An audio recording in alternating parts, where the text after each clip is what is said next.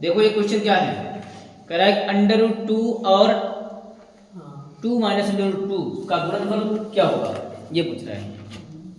इसमें कुछ हमने ऑब्जेक्टिव भी लिखे हैं क्वेश्चन, कुछ लगाने वाले भी हैं, विकल्प लिख दिए हैं। इसमें ये कह रहा है कि ये जो 2√2 और 2 - √2 ये प्रीवियस क्वेश्चन है, यानी ये पहले पूछे गए थे, ठीक है, किसी और जिला में, तुम्हारे जिला में भी, और तुम्हारे जिला में, शाजापुर जिला में ये शायद जो है ये चंदौली जिला का हो सकता है, देवरिया जिला का हो सकता है क्वेश्चन, उधर साइड में पूछे गए थे। इस तरह से क्वेश्चन पूछे भी जाते हैं। अगर क्वेश्चन चेंज होगा हो सकता है तुम्हारे इधर रखा जाए। तो इसमें कह रहा है कि √2 और 2 - √2 का गुणनफल होगा, तो इनका गुणा करने पर क्या संख्या प्राप्त होती है, इनका गुणा करने पर संख्या कौन सी प्राप्त होती है, कर दो गुणा। √2 की गुणा 2 में 2 में करेंगे तो क्या आएगा, 2 आएगा। अब इसकी गुणा इसमें करेंगे तो क्या आएगा, -2 आएगा। अब ये क्या है, ये अपरिमेय संख्या, बोलो क्या है, ये क्या संख्या है, अपरिमेय संख्या है, समझ गए, यह एक अपरिमेय संख्या है।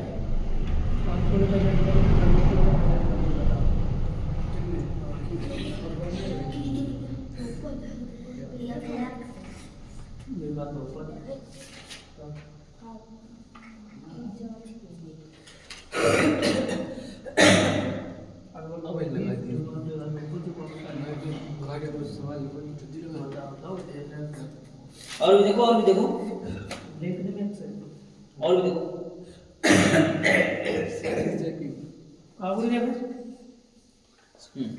आगे देखो, तो कौन सा ऑप्शन सही हो जाएगा,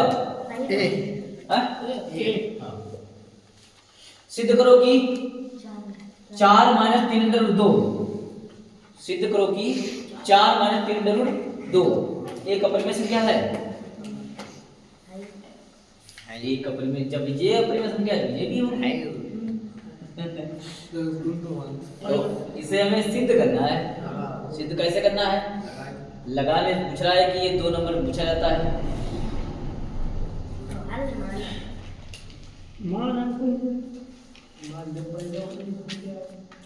ये पूछा जाता है,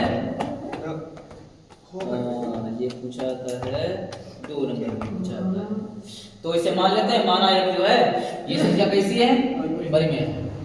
मान लो, पहले मान लो, माना 4 - 3√2 एक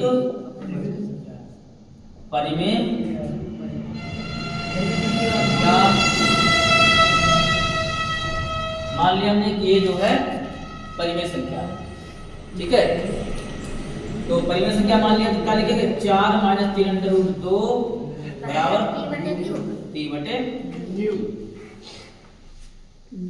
तो इसका पक्षांतर किया जाए, क्या करूँ, हाँ, तथा इसे P/Q के रूप में लिखते हैं, तथा इसे P/Q के रूप में लिखते हैं।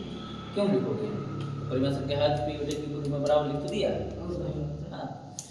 तो इसका पक्षांतर करेंगे, तो इसको इधर ले जाओ, ये उधर लेके आओ, 4 - P/Q बराबर हो जाएगा 3√2। अगर इसका एलसीएम लिया जाए तो इसका Q एलसीएम आएगा, क्यों आएगा, तो Q का 4 में गुणा करेंगे, 4Q - P/Q बराबर हो जाएगा 3√2। 3 को इधर ले आओ ना, तो 4Q - P/3Q बराबर क्या हो जाएगा, सवाल लग गया। अब तो केवल तुम्हें लिखना तो रह गया है कि ये क्या है, ये क्या है, यह एक परिमेय संख्या है, यह एक अपरिमेय संख्या है। अतः हमारी धारणा गलत है, जो कि हमने मान रखा था ये परिमेय संख्या है, समझे, हमारी धारणा गलत है क्योंकि हमने मान लिया था ये परिमेय संख्या है। बोल सकते हो कि यह एक जो है कैसी संख्या हो जाएगी, परिमेय संख्या, या इसमें क्या लिखोगे कि चूंकि P तथा P कामा Q एक क्या है, पूर्णांक है। P और Q क्या है, पूर्णांक है। और 4Q माइनस P बटे 3Q एक क्या हो जाएगी, ये परिमेय हो जाएगी। ये क्या हो जाएगी, परिमेय संख्या हो जाएगी। ये लिख दे तो ये परिमेय संख्या हो जाएगी। और अंडर रूट 2 एक क्या है, अपरिमेय संख्या है। अंडर रूट 2 क्या है, एक अपरिमेय संख्या है। और ये दोनों आपस में कभी बराबर नहीं हो सकती हैं। जब ये दोनों एक परिमेय है एक अपरिमेय है तो दोनों आपस में कैसे बराबर होंगी, तो क्या लिख सकते हो, 4Q माइनस P बटे 3Q is not under root 2, is not under root 2 इसके बराबर। हाँ तो हाँ अब इसमें लिख दो, अतः हमारी धारणा गलत है। ठीक है, हमारी धारणा गलत है, इसलिए क्या लिखा जाएगा, 4 माइनस 3 अंडर रूट 2 एक अपरिमेय संख्या होगी। लग गया क्वेश्चन। अब अगला क्वेश्चन यहाँ पर क्या लिखा था, कुछ बता दो मैं, 1 प्लस क्या लिखा था, 1 प्लस टेन स्क्वायर थीटा बराबर सेक स्क्वायर, ये तो है 1 प्लस टेन स्क्वायर ए बराबर सेक स्क्वायर है, ये लिखा था। वैसे ये एक सूत्र है, वैसे तो ये एक सूत्र है, 1 प्लस टेन स्क्वायर थीटा बराबर सेक स्क्वायर थीटा होता है। ये कह रहा है कि आएगा कैसे, ये पूछ रहा है। बाद दोनों पहले तो 1 प्लस लगा सवाल को देखो हल, 1 प्लस टेन स्क्वायर थीटा, और ये हमको ये उत्तर है इधर वाला, ये आना चाहिए। 1 प्लस टेन थीटा बराबर होता है साइन स्क्वायर ए बटे कॉस स्क्वायर ए, ये सूत्र होता है। टेन बराबर क्या होता है, साइन बार कॉस है, इसके नीचे अगर एक रखें कॉस स्क्वायर, इसका क्या हो जाएगा, एलसीएम। कोस स्क्वायर ए इसका हो जाएगा एलसीएम, तो कोस स्क्वायर ए कम हो जाएगा कोस स्क्वायर ए, और साइन स्क्वायर ए कम हो जाएगा साइन स्क्वायर ए। ऊपर जो लिखा हुआ एक सूत्र है, क्या सूत्र है, साइन स्क्वायर ए प्लस कोस स्क्वायर ए बराबर होता है 1, सूत्र है ये, साइन स्क्वायर ए प्लस कोस स्क्वायर ए बराबर क्या होता है 1 होता है। तो इसकी जगह पे हो जाएगा 1, और नीचे क्या है cos स्क्वायर ए बराबर cos ए बराबर क्या होता है रूट हो गया। इधर देखो बिंदुओं 2 और 3 4 और 1 के बीच की दूरी पूछ रहा है। एक क्वेश्चन 100% पूछा जाएगा बहुविकल्पी में। हाँ, एक क्वेश्चन जरूर, अंक कोई भी हो, कोई मैटर नहीं करता है, दूरी एक नंबर में आएगा, बीच की दूरी ज्ञात करना, बीच की दूरी पूछ रहा है, ठीक है, समझे।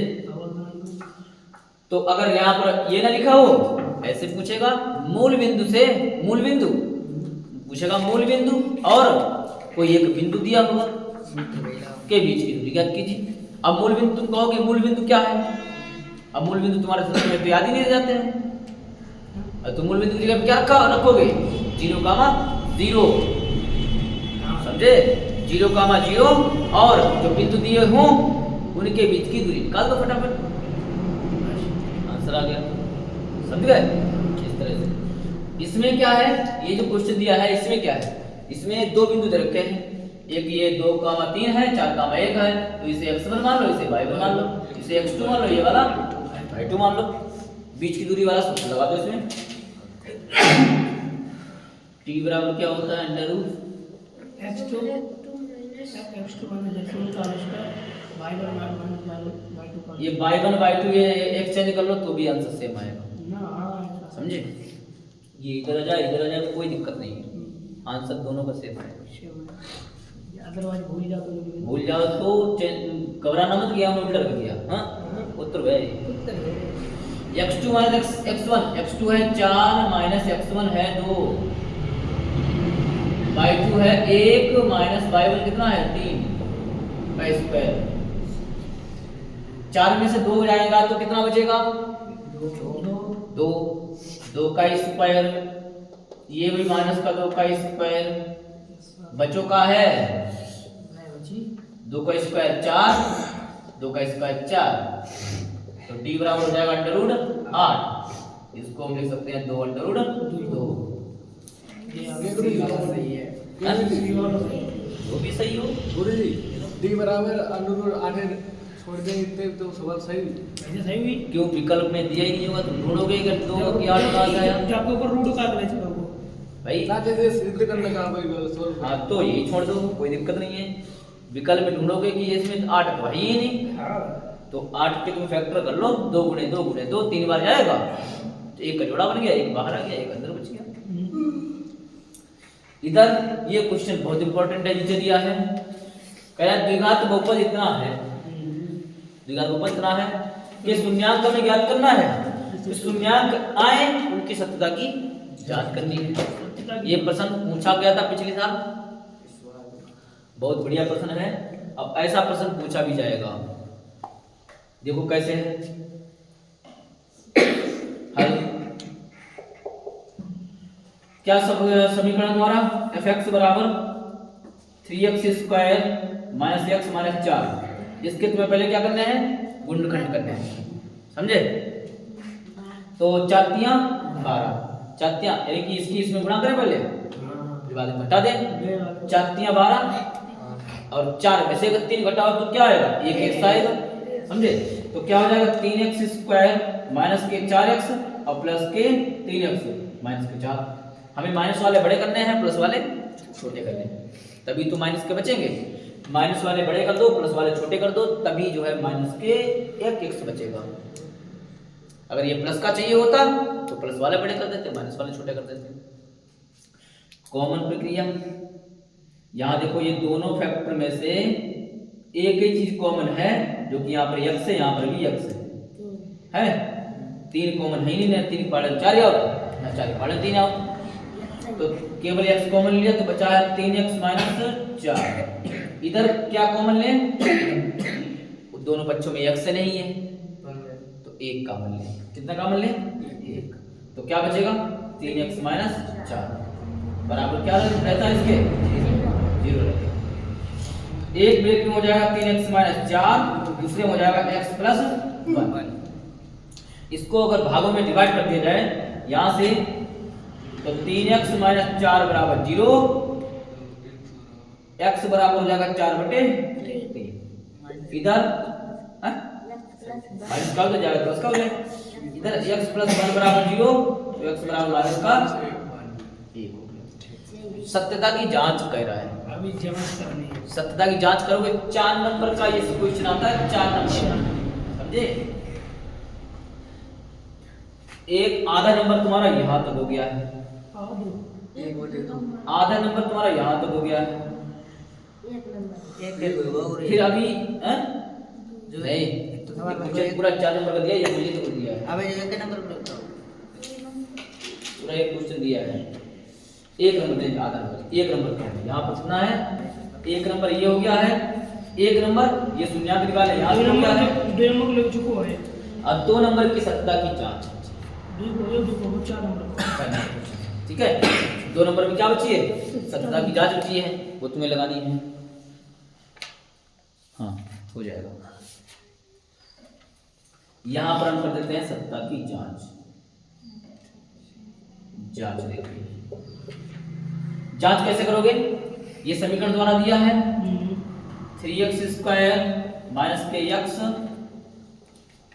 माइनस के 4 मान लेंगे, माना शून्यांक अल्फा और बीटा, ये जो निकल के आए हैं ये भी अल्फा और बीटा निकल के आए हैं, अगर ये आ रहा है तो सही है। हाँ ये इनका जो है दोनों का पक्ष बराबर आ रहा है तो ठीक है।